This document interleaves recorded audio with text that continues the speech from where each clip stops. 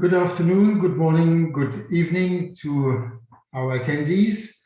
Welcome to this new committee of expertise in the context of UNICOM, provided by Work Package 1. I hope you hear me well. I don't see any feedback yet. Can I just have a feedback from one of my colleagues in the panel?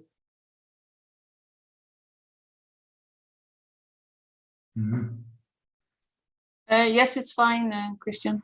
Thank you. I was scared about that. This afternoon, we have the chance to discuss a couple of information. If my slide want to turn, that would be better. Well, it seems like my computer is not very collaborative again.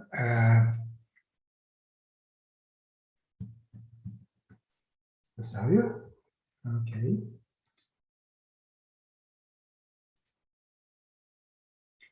So let me try again. I'm sorry for that.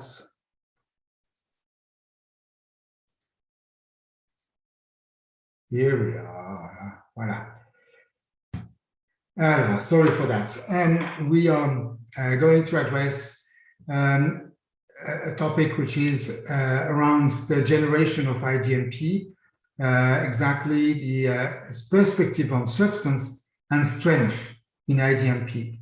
For those who were with us something like 1 month ago, we addressed a lot of attention to the dose forms, and this time we are going to hear about substance and strength in IDMP, which are very important elements for the generation of the pharmaceutical product identifier. We have 3 speakers. Isabel Chicharo from EMA. She's in the leading position for the spore. We have Petra Kristic from Merck, and she is very much engaged in the IDMP implementation in that company.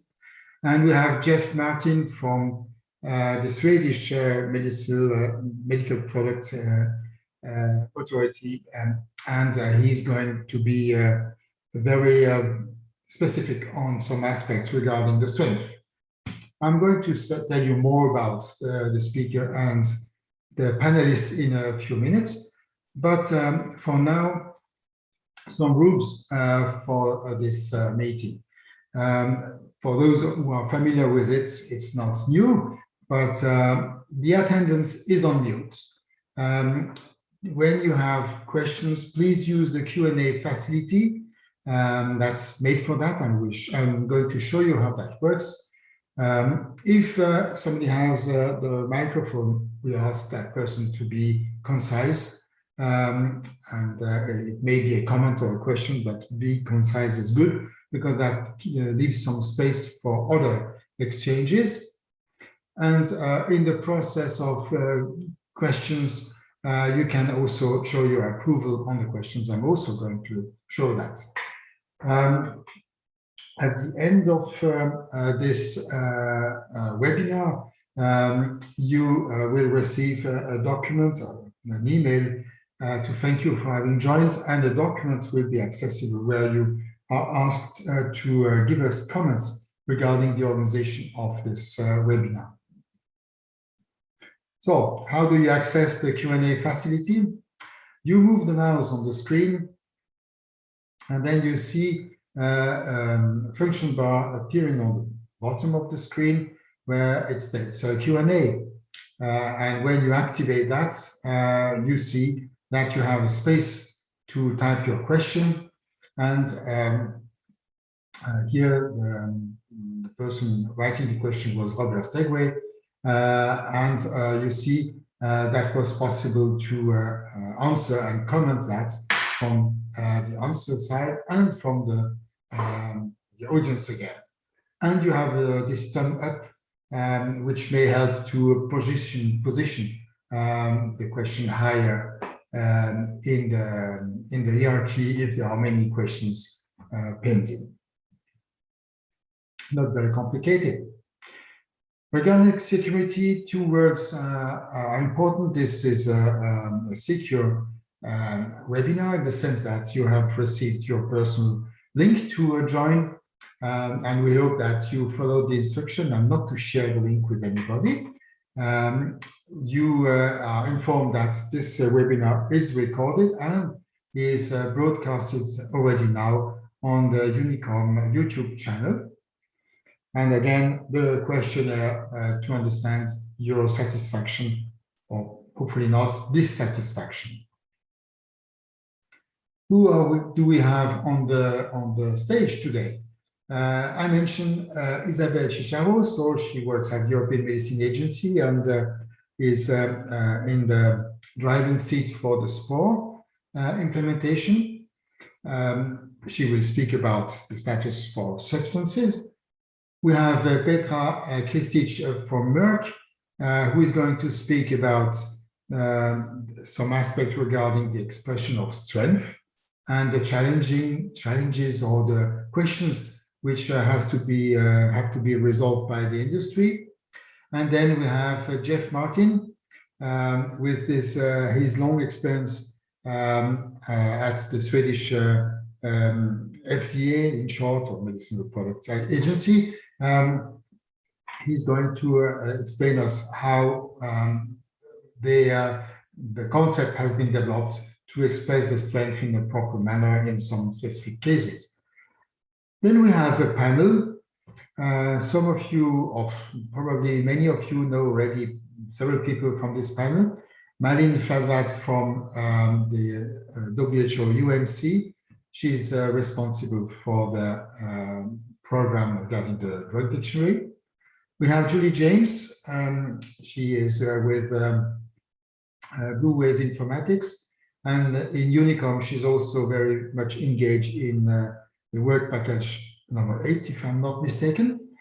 Annet Rozema, very much engaged in UNICOM, but this time in work package 2. She works for CBG-MED, so in Netherlands. Jean-Gonzague Fontaine, an industry expert from GSK Vaccine, but also very much engaged in ISO TC215 Working Group 6. So you see, this is a very diverse panel, and we expect to have an exchange with all these people and you in the audience. Again, here you see the link, which you barely can copy, but it will be, as I said, sent to you after the meeting. You will receive this information tomorrow early afternoon. Please take care of this questionnaire to help us. This said, I would like to pass the floor now to Isabel Chicharo. Isabel, the floor is yours. So thank you, Christian. I will be covering how we are implementing the cleansing that is being done by the USRS project and substance validation group experts into SMS. So next slide. And I will divide the presentation mostly in two parts. One, a little bit of background, why we're doing this, what's the reasons and where we are. And then I will go specifically into what we're doing in terms of substance cleansing and implementation of SMS. So with regards to background, next slide. It is very important, at least to me, to always keep in mind what are the business goals behind what we're trying to do with substances. We know for a fact that we want to use human and veterinary substance data in the regulatory procedures for approving clinical trials, marketing authorizations, and so on. We know we want to use human and veterinary substance data throughout the product life cycle and all the regulatory procedures. So to know what procedures use the substance, the product, and how does it evolve. And very importantly, we have the ambition to use human and substance data to connect the scientific details of the substance with the regulatory context. For example, to look at particular signals for classes of substances or for particular structure that happens to exist on a few substances. But this is all very substance centric. So we don't do substances for the sake of it. We do substances because ultimately we want to use this information that substance provides us to drive better regulatory decisions. So it's a means to a bigger goal, which is to have better regulatory decisions. Next slide. So how does our history look like? And to know what we do next, we also need to understand a little bit where we come from. And I promise to be brief. So we started with a list of substance data, human substance data that came from the Vigilance XEVMPD, the Article 57 Dictionary of Products. This was initially created by industry, and a lot of industry out there is already very familiar with the EV codes. This list is currently available for browsing and export by industry, but it was generally perceived, at least a few years back, of having poor data quality. We then expanded this list and put it in another system that we call EU-TCT. And in addition to the human substances, we also added veterinary substances because we needed to also support use cases on the veterinary domain. Doing so, we created this extra ID, the EU-TCT ID, which was unique for this system, but there's a one-to-one mapping of what we used to have, at least on the human domain, from the EV codes to this EU-TCT ID. So we have two IDs coexisting already at this moment, but one-to-one mapping of those IDs. So every substance data that we have in XEVMPD is exactly the same substance record that we have in EU-TCT. This list is available for browsing and exporting by NCAs, but is only available for browsing for industry. Then comes SMS into the picture. And with SMS, we started having not just the data, but a centralized registration process for human and veterinary substances. We started cleansing a little bit of the data. And the reality is today we have mixed cleansed and uncleansed substance data. Very importantly, we kept the same EU-TCT ID that we had. So if you look at EU-TCT, if you look at what we have in SMS, it's exactly the same ID. So not only do we have one-to-one mapping of XEVMPD to EU-TCT to SMS, we kept the same SMS ID is the same as UTCT ID. There's no two different IDs. There's just naming conventions of how people used to call these things. And indeed, these same IDs are still mapped to EV codes, and they're available for consuming systems already in many different regulatory processes. Then our ambition is to have it even better, to have cleansed human and substance veterinary data that is scientifically correct and enriched. And to do so, we need this additional system, which is USRS, that enables us to manage the data. And we need a more robust process, particularly relying on scientific experts, to make sure we maintain the data to a good level of quality. Very importantly, throughout this transition, we plan once again to maintain the same substance ID that already exists, whether you call it SMS ID, EU-TCT ID, it's the same ID, and it will continue to be mapped to EV codes and also to other codes that we may find along the way, like the UNICODs. We hope one day that this list will be available for browsing, exporting via NCAs and industry, and our ultimate goal is to achieve improved substance data quality. Next slide. Now, how do we see the flow of substance data happening? How do we see this target operating model?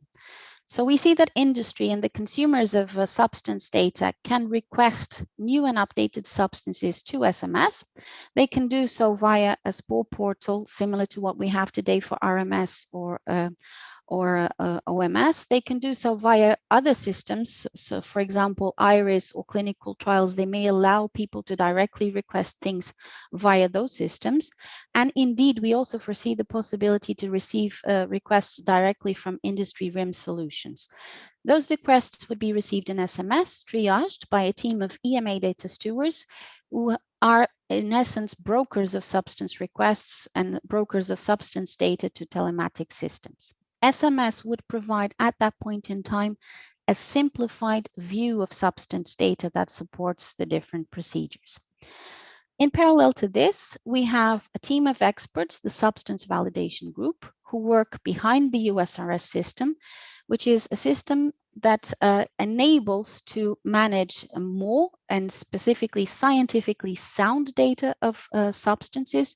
And this is where we will be able to find a more detailed, comprehensive view of the substance data with impurities, with molecular structures, and other data that would not normally be available via SMS.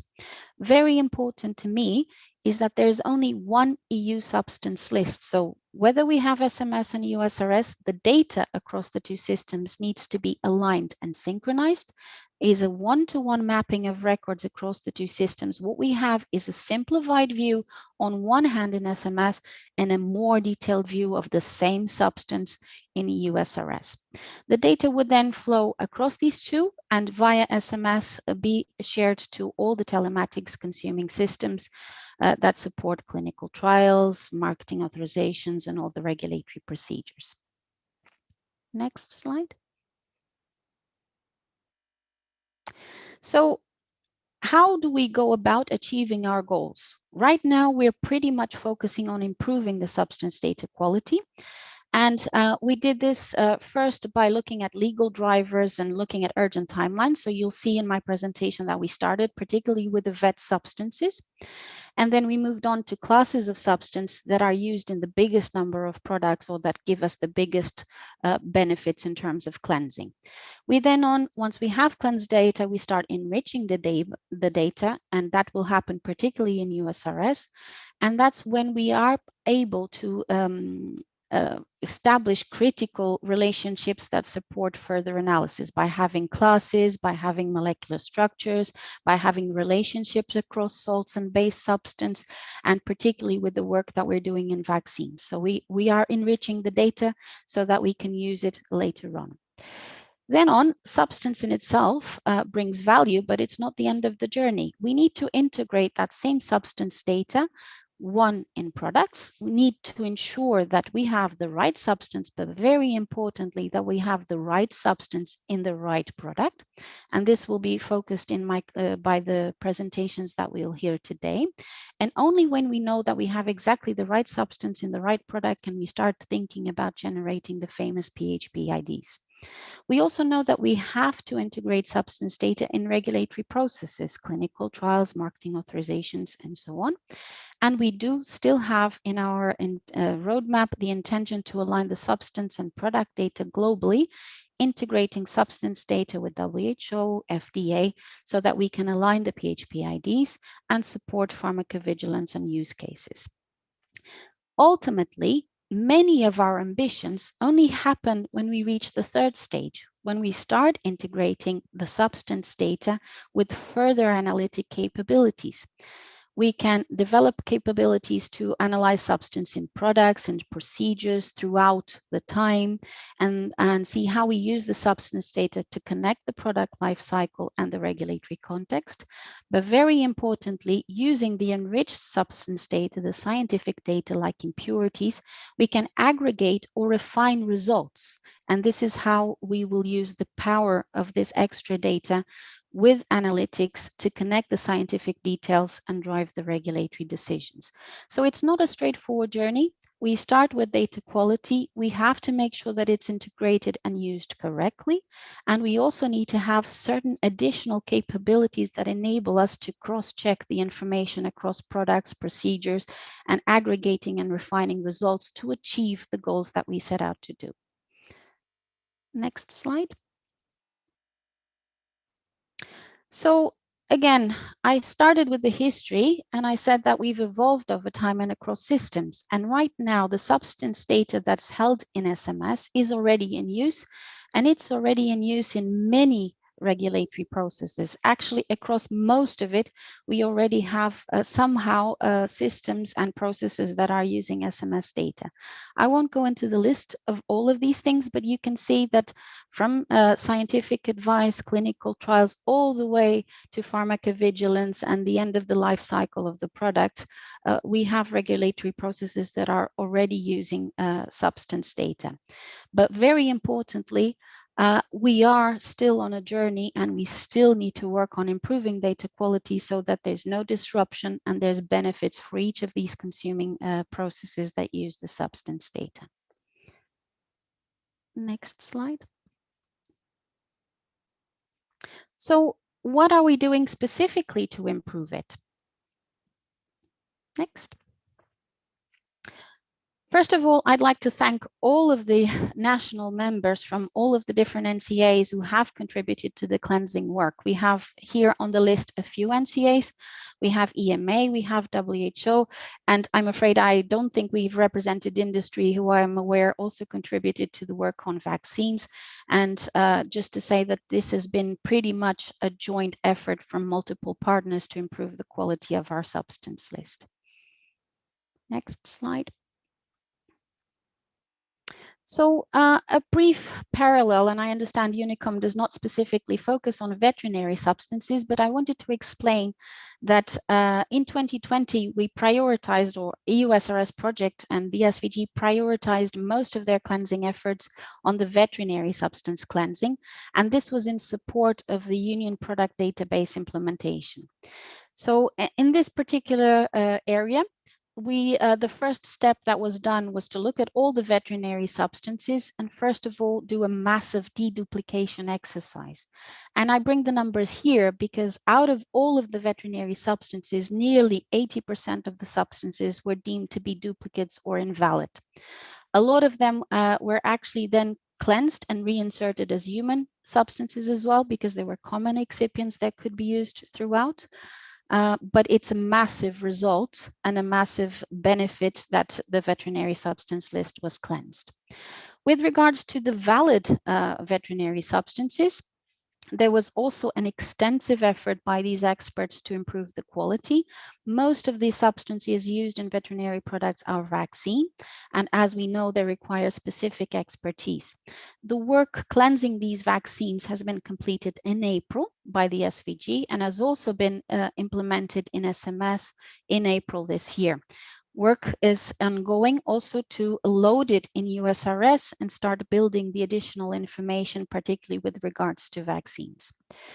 In parallel to this cleansing, also important to note, the reason one of the added values of having a cleansed list is that it supports and facilitates all of the mappings that are required to this central list. And there was a massive effort to map more than 26,000 records from all the NCAs to this cleansed list. 22 NCAs have been considered and all their records are mapped. And there was an additional around 300 substances that were created as a result. So one big effort for the veterinary substances. And now all this result is implemented in SMS. We have the final outcome of this cleansing implemented in SMS. The data is available for Union Product Database implementation. And we also have vet NCA data mapped to this cleansed veterinary substance data. Thank you. Next slide. Now, on the human side, the focus has been on this throughout 2021 and will be continuing throughout 2022. And by doing so, this cleansing will support all of the systems and processes who already consume substance data, and particularly what we plan to do with regards to PMS implementation. The first class that has been addressed has been the chemicals, not only because it's one of the biggest classes of substances, but also one of those that is mostly used in products. The cleansing with regards to the work that is being done by the group of experts is nearly complete, and I understand it will be complete end of October, so possibly even today or over the weekend. The implementation in SMS is planned to happen throughout the rest of the year, and we hope to achieve by the end of the year at least 93% of the implementation of that cleansing, and then it will be followed by a loading into USRS. Work is already ongoing on the cleansing of human vaccines and proteins. With regards to cleansing of human vaccines, it's ongoing by organism type, and I understand the focus now is on Bordetella and influenza. And in parallel, it's already ongoing some implementation in SMS and some building of additional information in the EU-SRS system.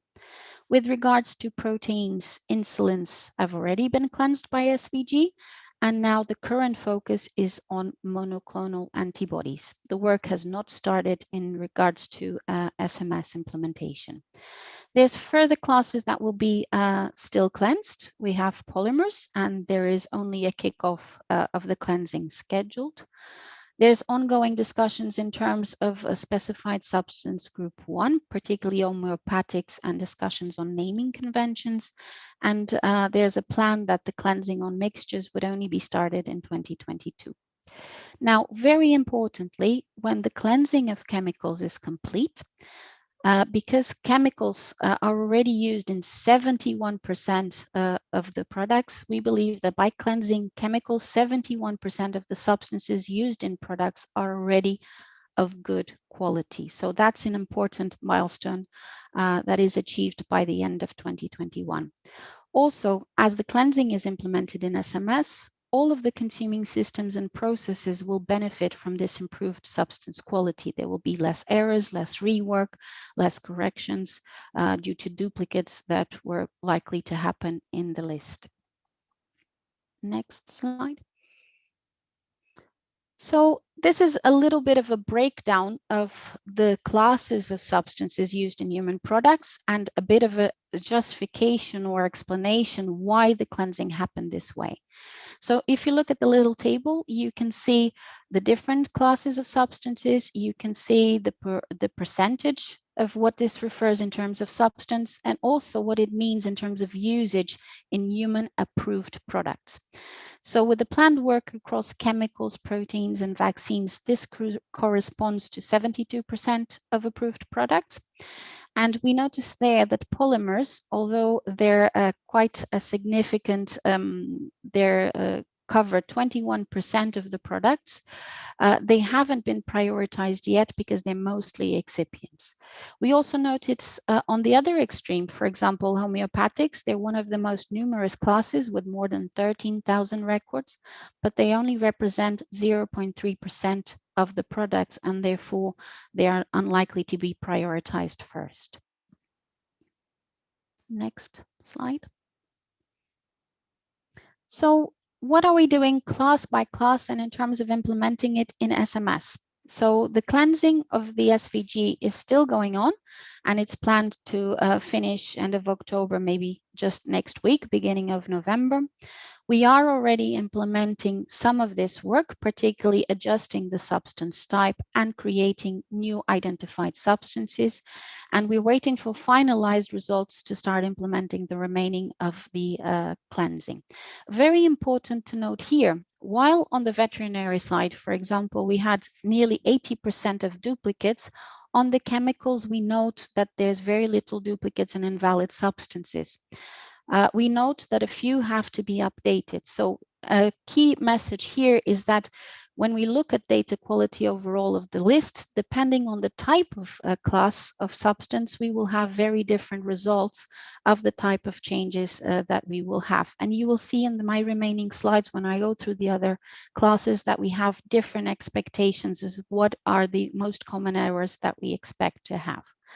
So now with regards to implementing these results, we have a plan that we will receive the results when the cleansing is finalized. We will analyze duplicates and the need to nullify these duplicates. But before we nullify the duplicates, we need to repoint products and LCSRs using these substances to the valid replacements before we can nullify them. We currently are able to do this when there's very little impact in the number of products, but when we are talking about thousands of products and thousands of ICSRs, if that is the case, we foresee that this activity may be extended throughout the beginning of 2022 before we can nullify some of these possible duplicates. We expect, however, that we will have at least 93% of this implemented by the end of the year. Next slide. Now, so what's happening with these other substance types? So as I mentioned, insulins are already cleansed by the SVG, and this was done last year in May. There were many suggested nullifications, and this means that there will be a major impact on products and ICSRs. This is the reason why it hasn't yet been implemented in SMS, but the plan is to implement it after we implement the cleansing of chemical substances. The current focus is on cleansing monoclonal antibodies. This cleansing has started in 2021 and is ongoing, although it's still in early phases. But because most of these monoclonal antibodies have INNs, we foresee that there will be limited changes, at least in the preferred term, and limited impact to EMA systems. With regards to vaccines, this cleansing has started in 2020. It's also ongoing in early stages, and the cleansing is happening by microorganism group and also by focusing on vaccines that are used in the biggest number of products. We believe that this final cleansing will be, the approach to cleanse the vaccines will be confirmed by end of November.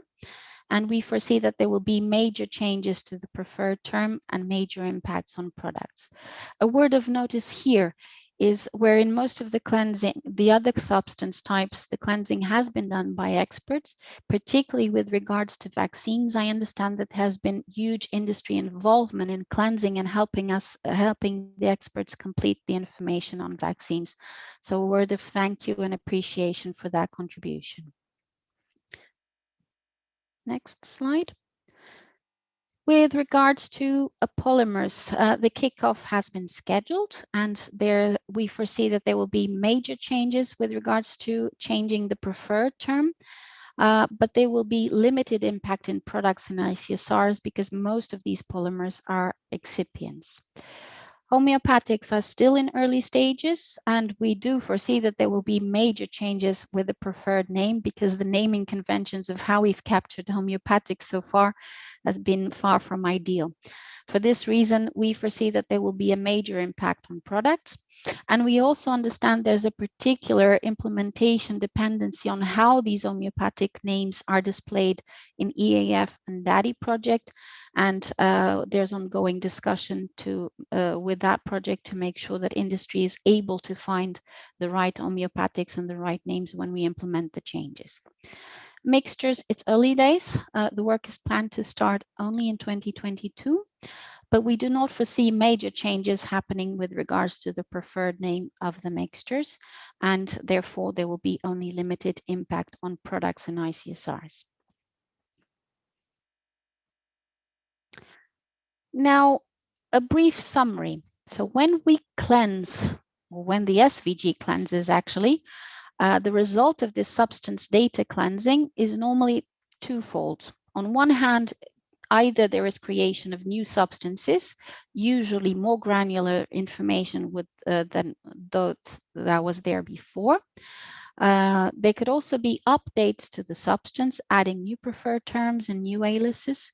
And there's another category of changes, which is making the substance invalid and nullifying the substance. In the case that we create new substances or we update the substance, the impact is that in products, marketing authorization holders should indeed review their products and make sure that the composition of the products is really referring to the correct and granular substance. So again, to make the most benefits out of this cleansing, it's important first to have a cleansed list of substance, but also make sure that those substances are used in the right products. If indeed the substance was a duplicate and needs to be nullified, in addition to making sure that it's the right substance, we need to link it to the right record, the one that remains valid, so that we can nullify the incorrect duplicate. So there will be an impact by relinking the products to the replacement substance that is left as valid in the list. In terms of benefits, as I mentioned, once this is implemented and already with the cleansing of one of the classes and one of the classes only, we have 71% of substances used in approved products already cleansed and of good quality. And not only products, but also all the consuming systems from clinical trials to pharmacovigilance can benefit from this improved substance data quality. So another final point. We started previously in the presentation of what is the vision and how will the data flow. And I mentioned that substance data is already in use. So we're halfway through our journey of what that vision should be in terms of implementing an SMS. We already have SMS backend system with the substance data being provided to many consuming telematics systems. We already have a process for industry to request the registration of new and updated substance data to SMS, but this is done currently via the EMA service desk. We already have data being built in USRS and being cleansed by the substance validation group. And there is a manual synchronization between the two. So every time that we receive the batches of cleansed data, that data is reflected in SMS. So many of the building blocks of our envisaged target operating model are already in place in 2021. What we do not have currently is a user interface for people to come in and browse. And particularly, we don't have a means to easily identify what has been cleansed and what has not. So to address those two shortages, let's say, we have a plan, and we will be able to have a flag implemented in SMS so that users can identify what has been cleansed and what has not been cleansed from the list. We plan that this will be implemented by the end of the year. In addition, NCA users can now access the SMS data via the API, and industry users sadly cannot. So what we plan to do is that by the end, we will plan to have an export available, published on the SPOR portal of all the substance list, including this cleansed flag, and this will be implemented by Q1 2022. So two main things. You have already a process that enables the registration and maintenance of a new and updated substance data. We'll benefit from the cleansing, and in the meantime, we will implement changes in SMS that will enable users not only to see what has been cleansed and what has not, but to export the list of substances with the identification of what has been cleansed and what has not been cleansed. So finally, a summary slide. We already have vet NCA data mapped to high quality vet substance data that has been cleansed, and this is in support of UPD implementation. With the cleansing of chemicals, we address the majority of the substances used in products, and in essence, 71 of those substances are already of good data quality. All of the consuming systems will benefit from the implementation of this first cleansing. And last but not least, it will be possible that cleansed substance data is identifiable and available for users to consume from SMS as of Q1, as of the end of the year and Q1 of 2022. So those were my key messages. Thank you very much. Thank you, Isabel, for this very exhaustive journey along the work which is done. And I suppose this work done is not always visible for everybody. And in that sense, you have opened the eyes on what happens behind the scenes sometimes. I think this is encouraging to see we are progressing in this area. Thank you. I invite the audience to ask questions with the Q&A facility. I forgot to say that my colleague Esther Pelin is looking at the Q&A also, so that hopefully every question will be answered before the end of this webinar. Thank you, Isabel. And now I would like to pass the floor to Petra Kristic. And she's going to speak about the strength, but this time with the angle of view from the manufacturers regarding presentation versus concentration. Petra, the floor is yours. Thank you very much. Thank you. So today the topic will be, or I will try to explain or to cover the point with the strengths of basically presentation versus concentration.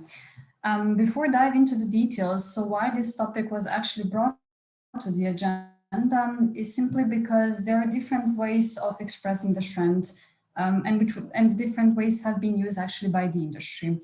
Now, of course, there have been also seen different challenges when it comes to expressing the strength, not only on pharmaceutical product level, but also on manufactured item level.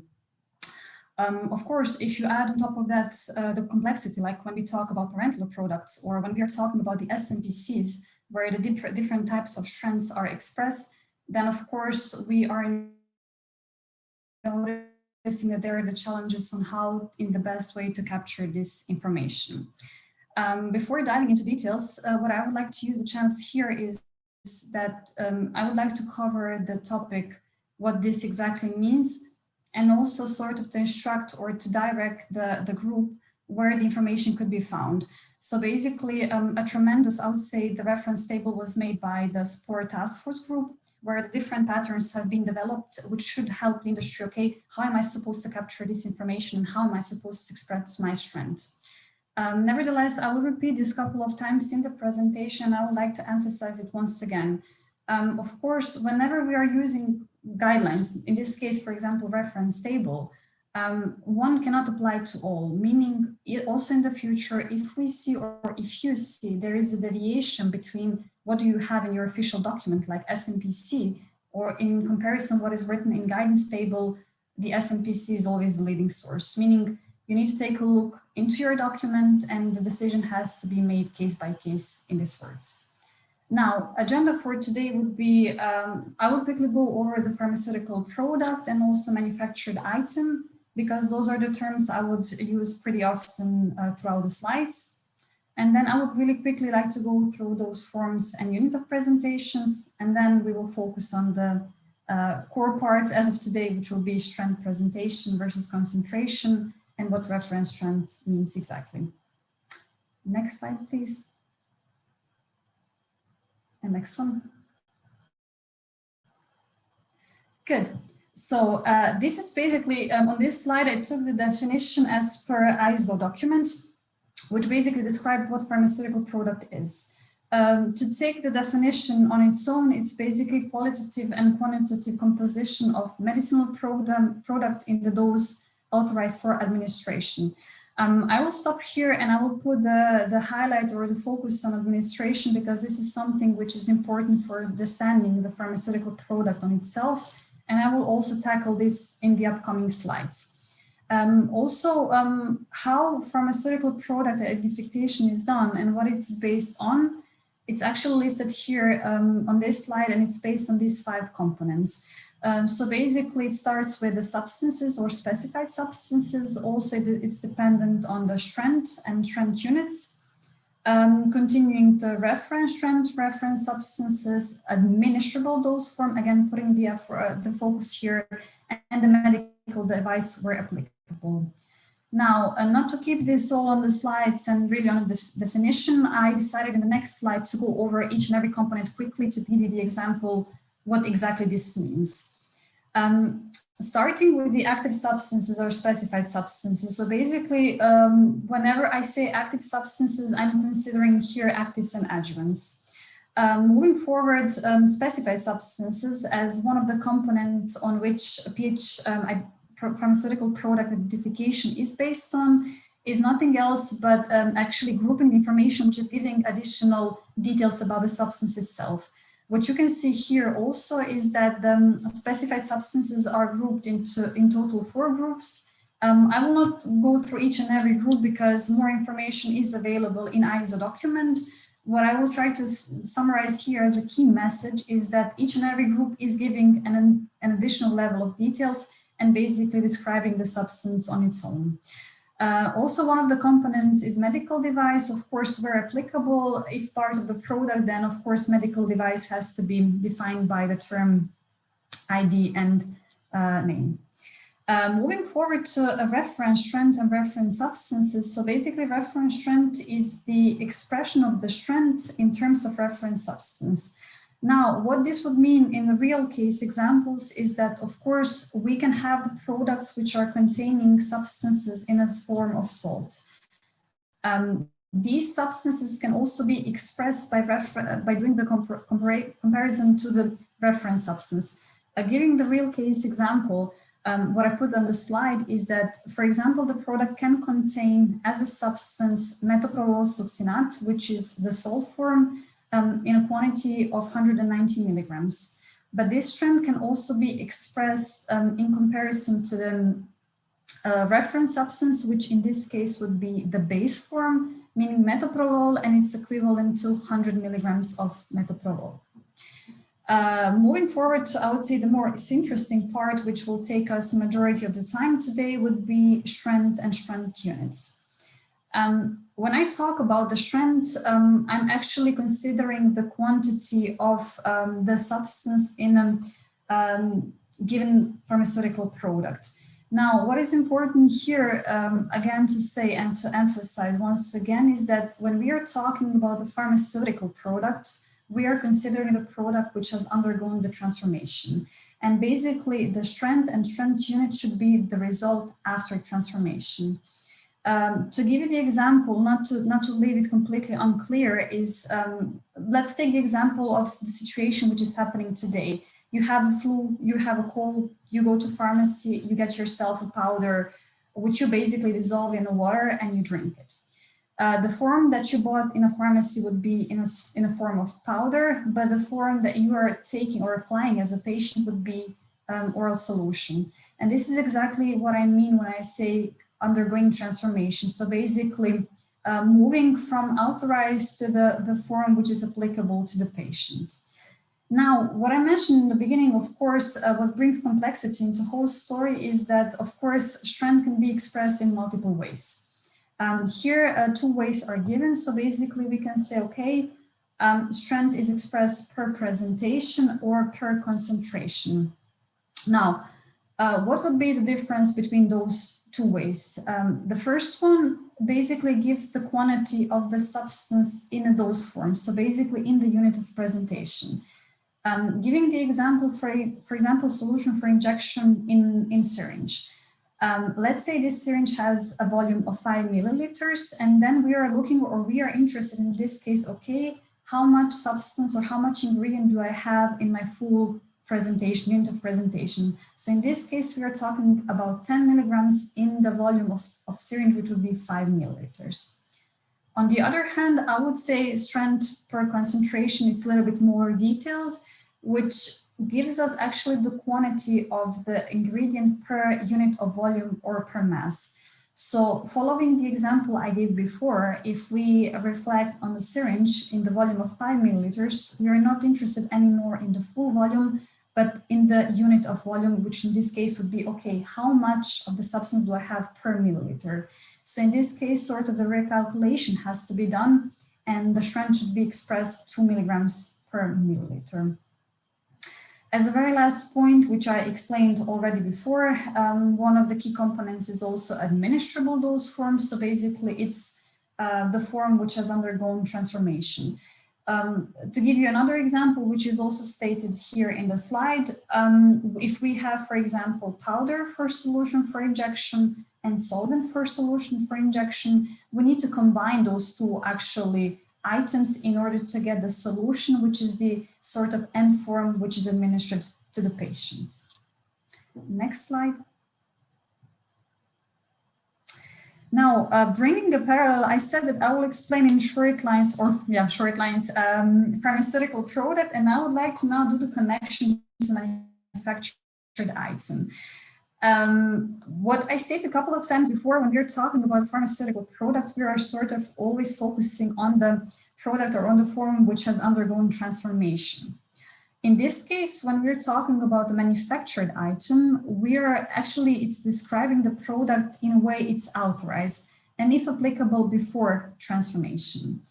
To put this into connection with the medicinal product, of course, each and every medicinal product can have one or many manufactured items and pharmaceutical products. I put here on the slide 3 cases to give you a flavor what do I mean with this.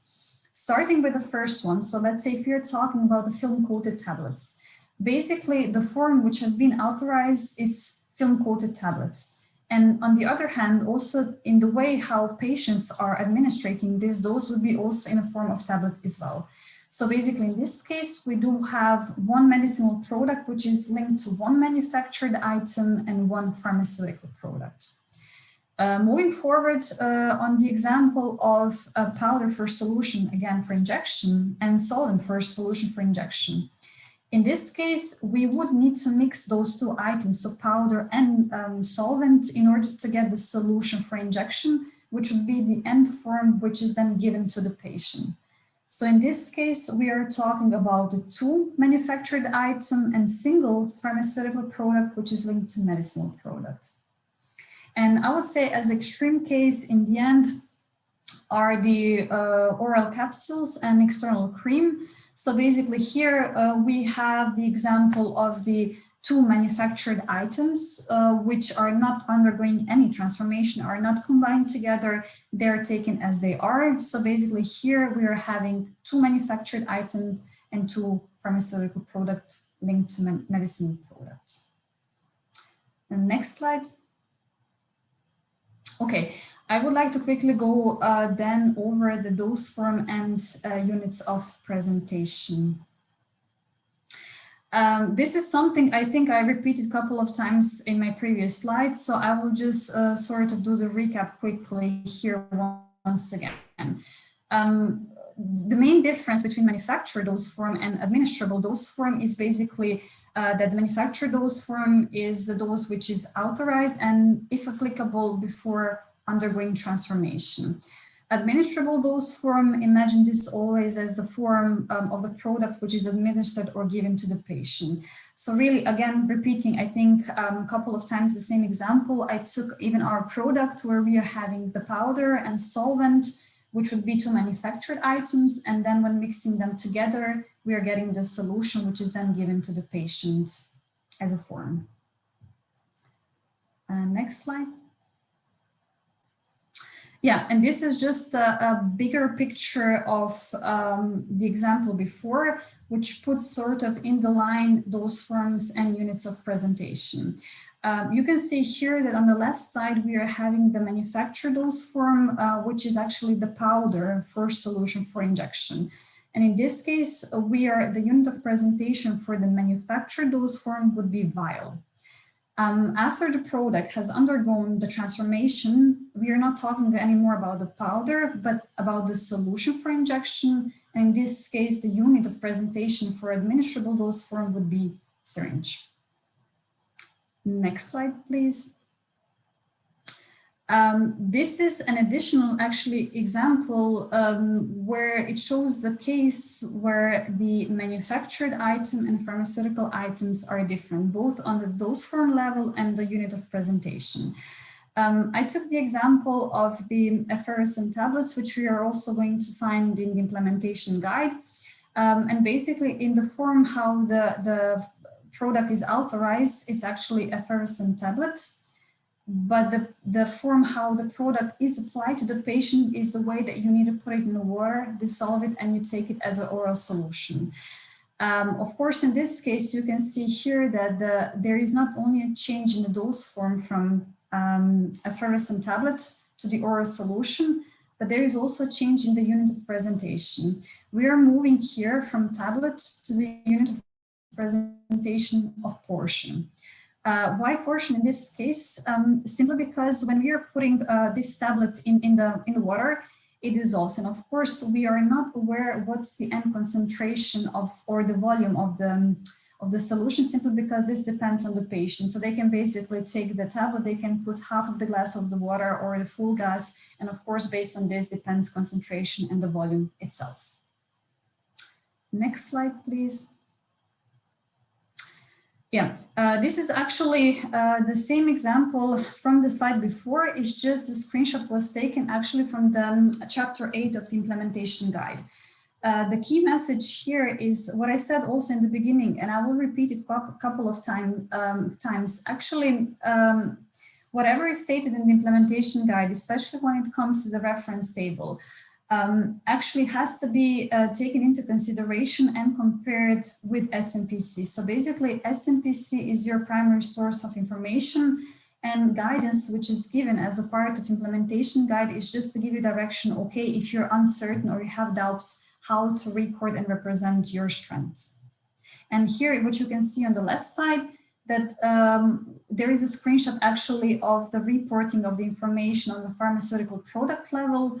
On the right side, it's on the manufacturer product level. And if you take a look, you will always find the screenshots from the SMPC, because this is really your starting point on how do you calculate or what are you reporting in the future. Next slide, please.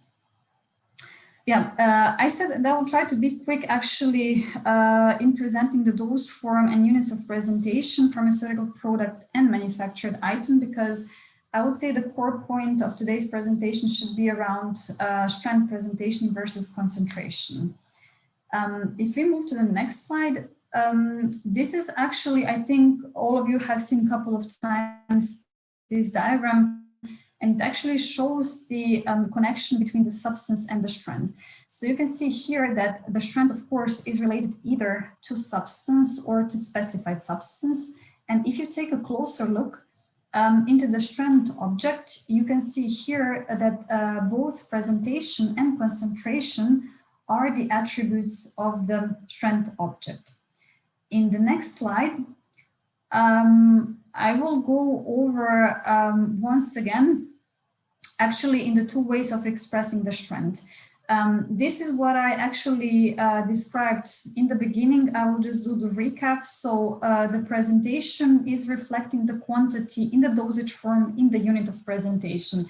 So I gave the example of syringe. Of course, if you're interested in the unit of mass or in the unit of volume, then you need to recalculate to express per milligram or per milliliter, like in this case. Also, just to how should I say, to emphasize how important is it to correctly record the strand, I actually found the example, which a real case example, which happened in the US, which you can see on the right side of the screen. What happened basically is that this is the syringe where everywhere on the product was highlighted that the strand is 10 milligram per milliliters. And somehow healthcare professionals were under assumption, okay, 10 milligrams is actually the total amount of the ingredient that I'm having in my syringe. And this is what I need to administer to my patient. What nobody took a look on, or what was overseen in this case, is that actually this syringe was not containing 1 milliliter of solution, but 5 milliliter of solution. And what happened in the end is basically that the patient did not get 10 milligrams as prescribed, but 5 times more, 50 milligrams of ketamine. Luckily, nothing happened in the end. They recovered, or the patient recovered. I'm just trying to put an accent here, actually, how important is it to do this right? And actually the effort has to be put here in good understanding and good reporting of this information. Next slide, please. Yeah, I mentioned in the beginning the reference table for the expression of the strands. So basically, as I said in the beginning, there have been a lot of challenges, okay, on how to report the information, both on the manufactured item level and pharmaceutical product level. What was done, what was the outcome sort of to make things easier for industry is that the outcome of the SPOR task force group was that they built up the reference table with 7 patterns, which should be used as sort of the guidance or the direction whenever doubts are occurring. I think my personal opinion that actually the table is really easy to read, and I would say it's self-understandable. So if you take a look, I will go over the first pattern. If you're interested, of course, the materials are publicly available. And you can take a closer look how this is handled for the rest of the types. You can see here that actually they're taking into consideration the type of the product, and then they're reflecting or they're giving the guidance if you need to represent a strand per presentation or per concentration, and actually how the units on manufactured item level and pharmaceutical product level look like. So taking in, as example, let's say, I would say the first example, which is, I would say pretty easy and straightforward. Here, the type of the product we are talking about is actually solids. For example, I don't know, tablets or capsules. What was presented, or what will be presented also in the upcoming slides, is that actually here, the unit of presentation on the manufactured item and pharmaceutical product level is the same. If you remember a couple of slides before, I was talking about the film coated tablets. So let's take this example. In both of the cases, the unit of presentation will be the same on manufactured item and pharmaceutical product level. And here you also have the indication if you're having doubts, okay, am I supposed to report strength on presentation or concentration level? You have here indication either it's mandatory, empty, or optional. So basically for all 7 patterns, the guidance is given. And then if you, and as I said, in case you're having any doubts or you're not sure how to do this, you can always open the table and then use this as a baseline for recording the information. Can we move? Yes, we can, but we are a little bit behind the schedule, so maybe you can skip 1 or 2 examples so that. Yes, can we skip the reference table then? Yeah, all the reference tables? Yes, okay. yes. Good. Because it's the same. Yes, it's just, exactly. Yeah, here we are. Exactly. So good. This, as I said, I will be short to speed up. The reference table is actually giving you the guidance. As I said, if you have any deviation between what's stated in your document and what's stated in the reference table, please, SMPC or the official document is something that you are supposed to use as your primary source. So basically, it has to be case-by-case decision. We cannot take the table and say, okay, we apply one rule for all of the products. Next slide, please.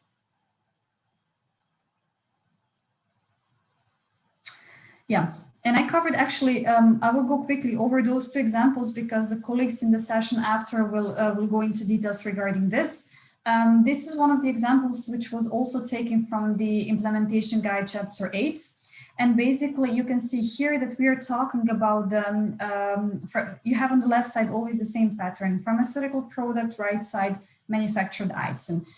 Taking a look into dose form, in this case, the dose form would be the same because it actually fits to the pattern 1A, which was solids, the example I gave before.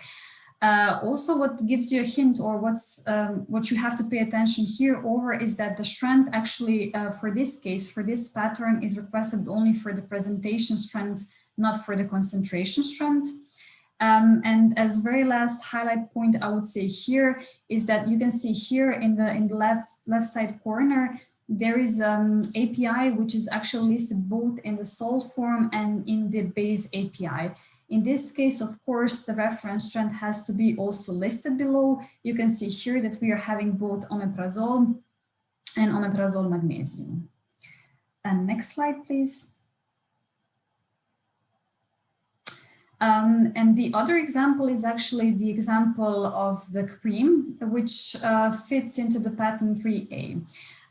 Here, I would also really focus on the highlights or the points for paying attention. So the first one is which type of the strength you need to report.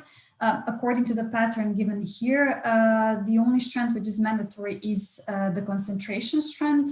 And also here is given the guideline. If you're having the different ways of how the strength is reported, then here is the one which is preferable, which is the one to be reported.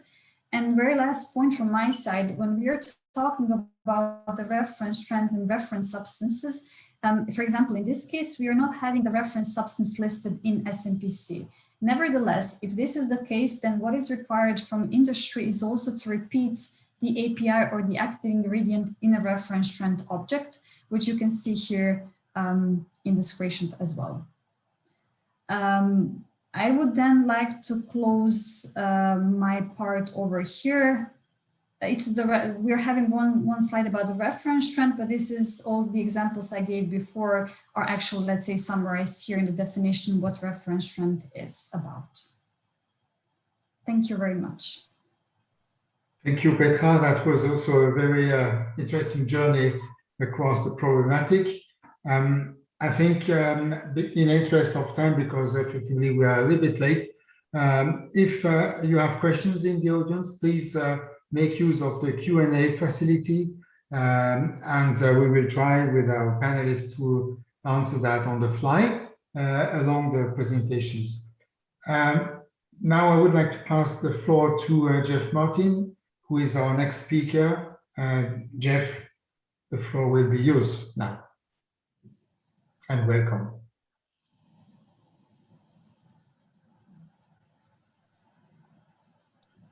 Sorry, yeah, can you, I've changed the presentation very slightly. Can you give me the screen, allow me to share the screen, please?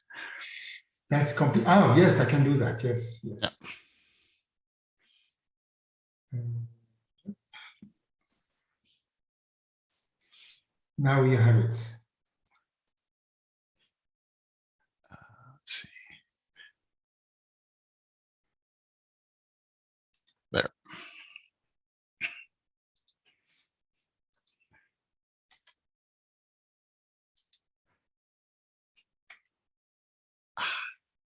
There we go.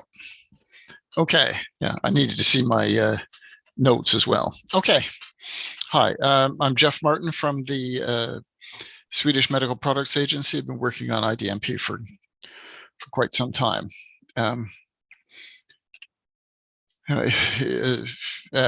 Petra introduced some of this stuff, but I'm going to go into a little bit more detail.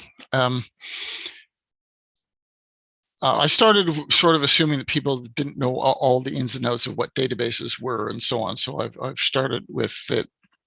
The EMA has this pharmacovigilance, this database, medical products dictionary provided for in this EU article. It's usually called the Article 57 database. And the format is called Extended Due Vigilance Medicinal Product Dictionary, which is actually based on early drafts from IDMP. And EMA is, of course, building the new version in the PMS. And EMA is going to convert it to IDMP format with the conversion, and the marketing authorization holders will be expected to enrich the data, which is it's a huge task. I'm not sure people really appreciate how big this task is, but there are something in the order of 600,000 products in the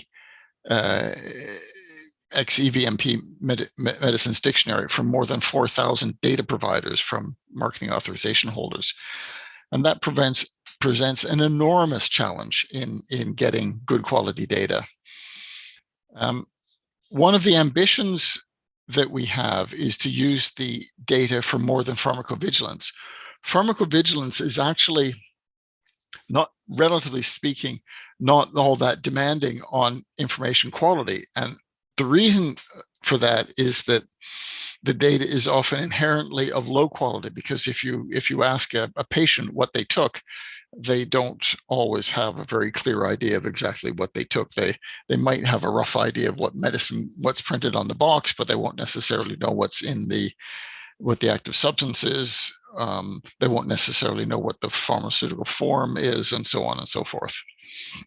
However, if you're going to use data for other things, you have to have better quality than what's needed for pharmacovigilance, and that's particularly important for prescription support. If the data is incorrect, you're going to cause damage and harm to the patients.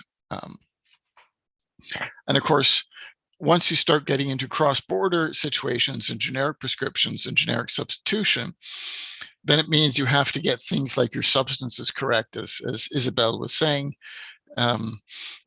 They're spending a lot of time trying to get the substances correct. And if we're not sure exactly what the substance is, then you have trouble. And of course, regulatory efficiency, which for us national agencies is of course of interest, but for the patient, of course, they don't particularly care about that. However, these things demand very consistent and very high quality data, close to 100% correct. And I think an important thing to realize is that if your data is not used in the healthcare system, then you haven't done the ultimate quality control check. if you just put it into your database and use it for regulatory or so on, you're not really giving it the thorough check on quality that that really needs to be done. It's highly unlikely that anybody's data is 100% correct. If anybody says that, then they're, I think, naive. For example, we know that we have good quality because we've been providing it to the healthcare system for more than 15 years. All prescriptions in Sweden are based on the data that we provide. Over 99% of prescriptions in Sweden are electronic, and more than 70% of even veterinary prescriptions are electronic in Sweden, which is unusually high. But as we've been going through our vet data in the last little while, because we have to pump it up to the new veterinary database, which has to go online at the end of January next year, we find problems. And here we have a cute one here, Paracox 5 vet suspension to oral suspension, which was approved 2000, so it's not that old. It is actually a combined dose form because it's co-packed with a spray solution, but it was actually approved as a conventional pharmaceutical dose form. And it's even been bizarrely called solvent for spray on chickens in the United Kingdom. Not quite sure what a spray on chicken is, but it's this kind of thing that exists. Comirnaty, everybody's familiar with that nowadays, the Pfizer COVID-19 vaccine, actually has different pharmaceutical dose forms in the EU and in Canada and the United States. I think when I first started looking at this a while ago, it had a different dose form in the UK, but I think they've, when I checked it the other day, they fixed it, so it's the same as in the EU anyway. Inconsistent or incorrect data in databases. We had two products that were exactly the same, just one was a 2% cream and another was a 10% cream. We had one given as milligrams per gram and the other one given as grams per kilogram. And it's just because the data is put in by humans and looked at by humans, there are always going to be mistakes. So you just have to check your quality time and time again. We go through a quality control before our data gets put into our database and exposed, but still things slip through. Another big problem is inconsistent data for similar products from different companies. So if you have generics and whatnot, if they're not expressed the same way, then there can be problems in the prescription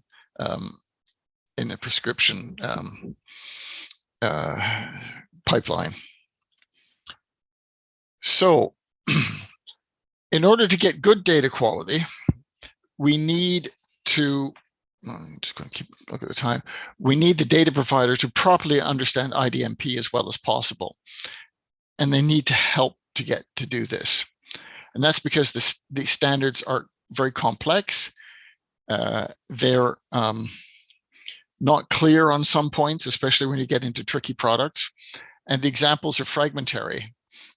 And that's part of the reason why we started putting examples into the EU implementation guide for PMS in order to expand the number of examples.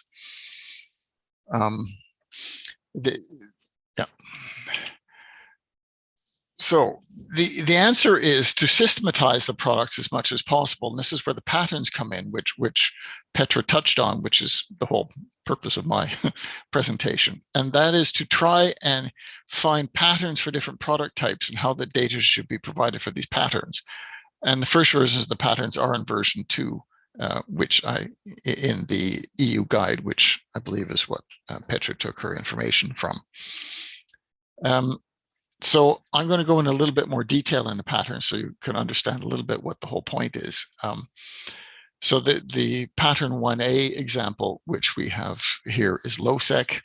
I hope you can read it. If not, you can read it at your leisure. I'm sorry, I don't like saying that, but the information here is complicated. And you need to spend a little bit of time in peace and quiet looking at it. And these are for the simple stuff. Tablets, capsules, suppositories, and so on. The unit of presentation is a basic dose form related to the approved pharmaceutical form, and the same thing is true for the unit of presentation. I'm not quite sure if that is covering that picture, so I'll just move that out of the way.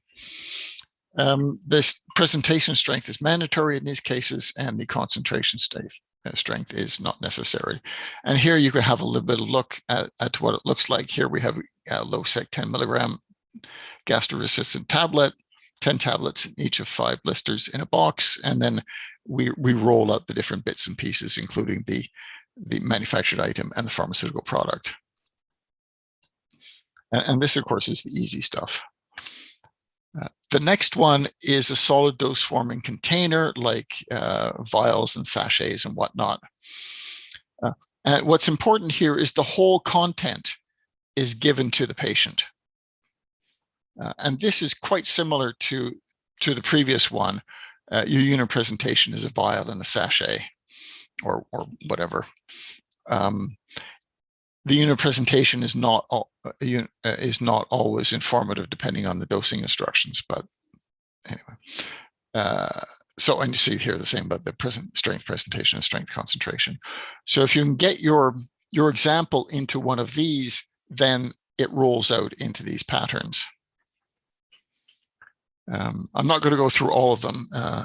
There, as I said, there were 7 of them in the PMS implementation guide, but I'm just going to go through a couple more. The next one is a liquid product. The previous one was a powdered product or a solid form product, and this is a liquid presentation where the total amount per presentation is clinically relevant. So this is for non-partial use preparations, and that's important. Again, you have your container as your unit of presentation here. And the mandatory is expressed per total volume of the presentation. And Petra showed this. So 10 milligrams per 5 milliliters or something like that. The example I have here for interferon is 3 million international units per 0.5 milliliter down here in the ingredient at the bottom. The presentation strength is mandatory. In the EU, according to the QRD document, which I'll mention a little bit later, it's actually also mandatory to express the concentration strength, which again is per milliliter or per gram or per 1 gram per 1 milliliter or so on. However, the next bit is more complicated, and that's where the concentration is clinically relevant as opposed to the total amount of the presentation. And this is why you have to read the SMPC as you're doing this. You can't just sort of look at the bare bones data. Heavy cane spinal tongue is a spinal analgesic, and different amounts are given depending on what sort of surgery is being done, as well as different amounts for children depending on body weight. This is a very typical sort of thing. And so the unit of presentation for the manufactured item in this case is a container. It's a bottle or a syringe or whatever. The unit of presentation is not applicable in the pharmaceutical product because it's the concentration that's relevant. And again, the presentation strength is not very interesting. It's the concentration strength that's interesting. So in the example we have here, heavy cane in the yellow. I'm not quite sure. Can you, if you can see my mouse? I suspect not. Anyway, in the yellow on the left, you have it's 5 milligrams per milliliter, and then you go to the right, and you see you have 5 times 4 milliliter ampules, and then you can roll out. Jeff, you see your mouse. You can see the mouse. Yes, yes. Good, thank you. So, and then you have an ampule, your 5 ampules, and each ampule is 4 milliliters. So your manufactured item quantity in this case is the total volume, while your unit of presentation is an ampule. And you see, and according to IDMP, you would be expressing it per unit, 21.2 milligrams per 1 unit, and 1 unit is an ampule. This is something that maybe IDMP is not as smart as it should be. You could also express it as 21.2 milligrams per 4 milliliters. This is one of the places where IDMP probably needs to get polished a little bit to make it more explicit as to what the proper way to do it is. And the concentration is 5.28 milligrams per milliliter. And in this case, the pharmaceutical product and the manufactured item are the same because there's no transformation. Occasionally, you will have something that's almost a combination of this. Clexane 4,000 international units, 40 milligrams per 0.4 milliliter solution, prefilled syringe. It's often given as a complete syringe, but sometimes on milligram per kilogram basis. So this is sort of a combination of patterns 2A and 2B. So in this case, you end up having to express everything. So you give a presentation strength and a concentration strength for this. Just as a little side note, the reference strength gets tricky here because this has enoxaparine sodium as the active substance, and you can't express that as the enoxaparine base because you don't know the actual molecular weight of the sodium, so you can't really express the reference strength. That's just a little fun thing on the side. There was also a discussion about devices here. You have to be careful about devices in the manufactured item. In this case, this is a prefilled syringe, so there's a device in there. The pharmaceutical product is a solution for injection, and the syringe is not part of the pharmaceutical product because the patient doesn't get the syringe put into them, if that sounds a bit weird. The pharmaceutical product and PHPID is only going to include a device if the device is sort of left in the patient, and they're very, very rare.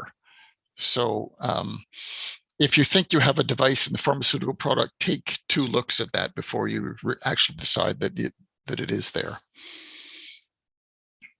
I'm hurrying through because the time is getting short. We have a total of 7 patterns total. More are probably needed. The attributes that we have so far are the manufactured item, unit presentation, pharmaceutical product, unit presentation, and the strength presentation, strength concentration. I'm sure these can be expanded to include more attributes, such as the manufactured item quantity, which I think we should be added, and probably other things. A little tip about getting this is have a look at the pictures of the packaging. Petra showed a good example there where the label was a bit strange on the problem she mentioned.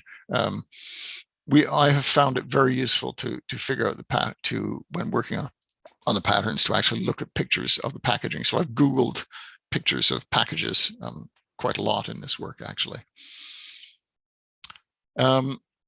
And then we should be able to relate these patterns to PHPID work, as well as relating them to the firework. So that the product pilot list that's being done jointly between Work Package 4 and Work Package 9 will also, we will find these patterns useful. I referred earlier to a QRD document. This is a document published by the EU Quality Review of Documents. It's an expert group. It was published about 10 years ago or so. Sorry, 12 years ago, 2009. And it expresses how recommendations for how strengths should be expressed for centrally authorized products. Although that does need reviewing and harmonizing with IDMP, it's a very good place to start because that was done by people who have a very broad range of knowledge of how what products actually look like. And a long-term ambition is we should get these patterns also connected to the different examples that are in that QRD document. Yeah, sorry, I had to be a bit quick there. The first idea for patterns actually came from Julie James, who a lot of you know, who knows more about IDMP than anybody I have met. So she is my guru in this. Also had good help from Malin Fladvad from the WHO Monitoring Center, and Marta Shehin from the who was at the Norwegian Medicines Agency when we did most of the work on this. Okay, thanks. Thank you, Jeff. Thank you very much for this insight, and we see how enthusiastic you are to present this this piece of work, which is, as many of the works we talked about today and in other community of expertise, it is a collective work. It's not a one-man show. It's always the grouping of experience and expertise which brings us together. We are a little bit late for a long Q&A session, I must admit, but I saw that the questions posted on the Q&A facility have been answered so far. So unless somebody else would ask something right now, I think I can tell you where the journey goes regarding this community of expertise and the next one. So I have my window open for the Q&A in the case of.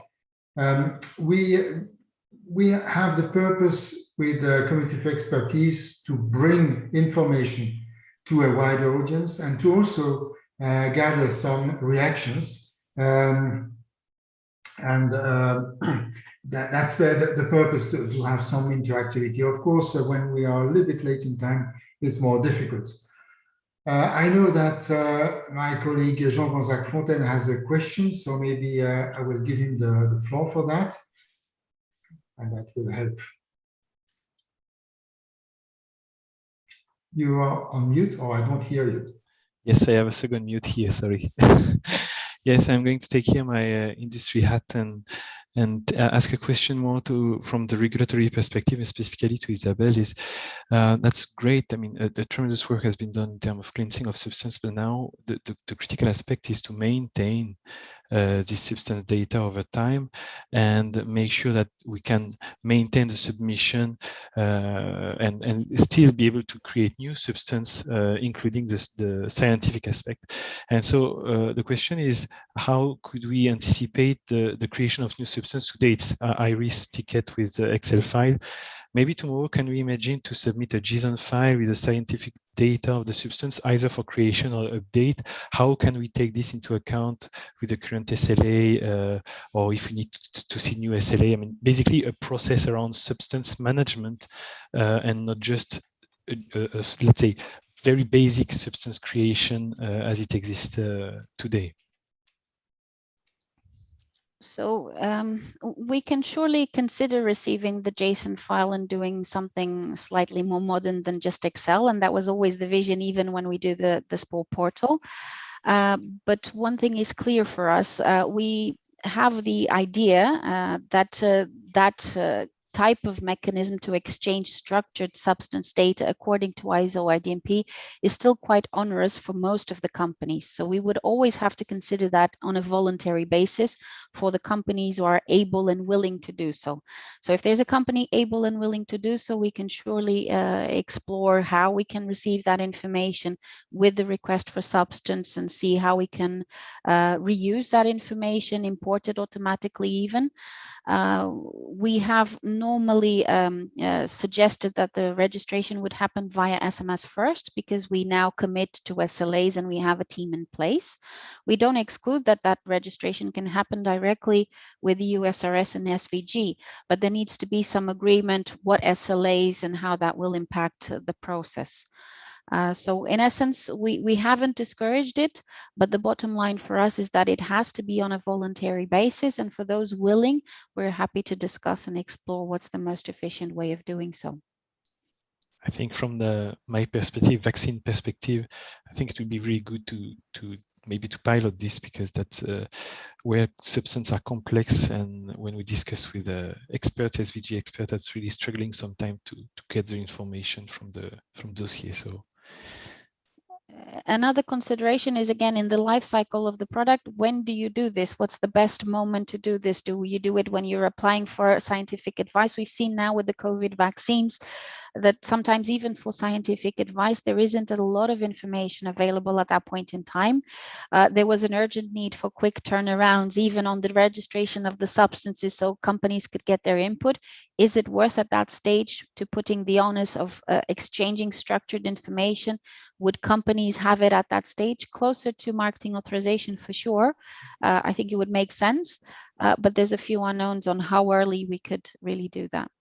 Yeah, and I think that's really where the minimum field are landing in, where we have really the very basic information that we can have at the first time in human, or even a little bit before first time in human at the scientific advice stage, and then enrich and find the mechanism to enrich, maybe also via JSON file or whatever. I mean, this is technicalities now, but all this process around is really something we should investigate. We should investigate indeed.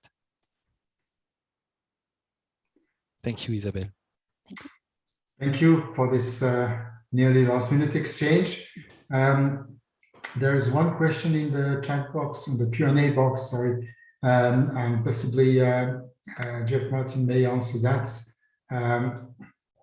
So it allows me to conclude on time by thanking the speaker and the panelists for this very extensive presentation on the problematic of strength, substance and strength. Of course, the both are connected. That's, I would say, complete a little bit this picture of the main building blocks for the creation of the PHPID, the pharmaceutical product identifier. And that helps us also to increase the awareness of the community about these elements. You know that this session has been posted on YouTube, so you may encourage people who would have questions afterwards to have a look at this session on YouTube to facilitate also the communication and the propagation of good information. With this, to our participants, our audience, and to the speaker, big thank you. I wish you an excellent weekend, and I hope to see you very soon. Our next Community for Expertise will be presented next week already. It will be about adverse events, I don't say more, and it will take place early December.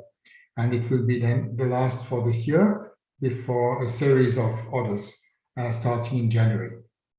Thank you again. Have an excellent weekend and keep safe. Goodbye. Thank you. Bye. Thank you. Bye-bye.